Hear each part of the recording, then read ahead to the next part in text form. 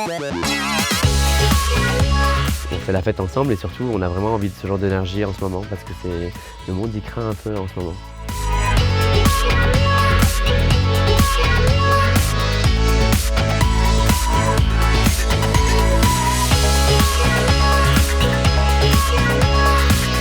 On prendra toujours trop de place pour les gens qui ne veulent pas du tout montrer qu'en fait il y a des gens qui sont tout simplement libres et la liberté c'est ça qui fait peur. Et si on appelle ça le wokisme, appelez-le ce que vous voulez, mais nous en fait on arrête de faire semblant et on est en parfaite adéquation avec nos vies et surtout on est honnête de les partager dans leurs difficultés, dans leur beauté, dans leurs paillettes, dans leurs drames. Et je pense que c'est ça qui fait du bien aussi aux gens qui sont alliés, c'est que ça va aussi pousser ces gens-là qui ne sont pas forcément de la communauté à emprunter cette philosophie de liberté. C'est ça que j'appelle les alliés, ça veut dire que c'est un voisin qui est très cool, avec qui on fait la fête, mais c'est pas forcément avec qui on couche.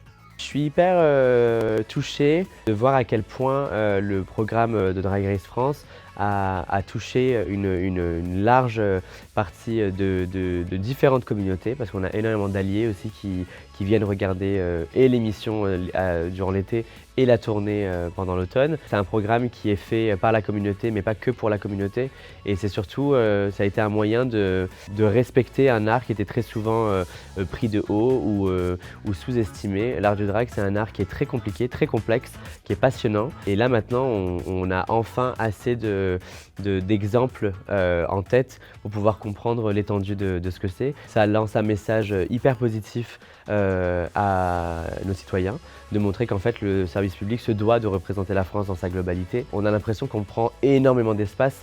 On est en deuxième partie de soirée le jeudi, l'été, et c'est l'un des seuls programmes qui est ouvertement queer et qui met en avant cet art-là. Donc je pense qu'on ne prend pas énormément de place. Le fait qu'il y ait autant de backlash sur le wokisme, c'est surtout parce qu'en fait ça fonctionne et qu'en fait les gens et les nouvelles générations sont beaucoup plus éduqués, mais l'instrumentalisation de nos vies, elle existe depuis longtemps.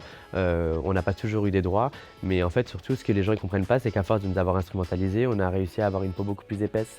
Et donc moi à ce stade-là, c'est même plus un cuir que j'ai, c'est un kawaii. Moi ce que j'essaye de faire à mon niveau, évidemment que mon rôle principal il va être de divertir, évidemment qu'il va être là pour rassurer des nouvelles communautés, une jeunesse queer qui n'a pas forcément eu la chance d'être représentée comme moi. Mais après, l'art du drag, il est avant tout politique. On n'a pas juste marché pour pouvoir avoir une Pride. En 2025, on doit continuer à le faire et cette forme d'activisme-là, il ressemble à ça maintenant. Et s'il y a bien une chose que j'arriverai pas à tolérer, c'est de voir que la France sombre dans l'extrémisme.